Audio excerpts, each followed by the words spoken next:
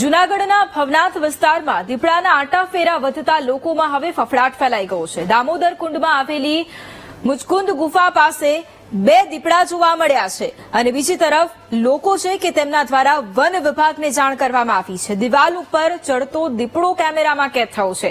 One વિભાગે દીપડાને પાંજરામાં પૂરવા માટે તજવીજ પણ હાથ ધરી છે। તો ફરી એક વખત રહેણાંક વિસ્તારમાં આંટાફેરા દીપડાના જોવા મળતા લોકોમાં પણ ફફડાટ ફેલાયો છે।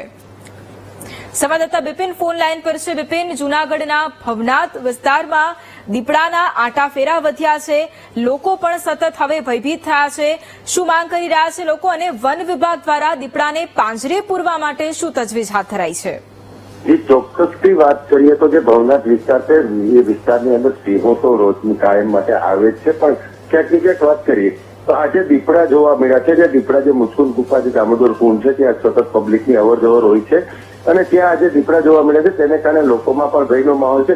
બીજી વાત કરીએ ચોક્કસથી તો જે દીપડાના જે હુમલાઓ છે એ સૌથી વધારે દીપડાઓ મનુષ્યો પર હુમલા કરતા હોય છે, જેને કારણે લોકોમાં પણ ડરનો માહોલ છે અને ક્યાંક ને ક્યાંક વન વિભાગે આજે દીપડાઓ છે તેમને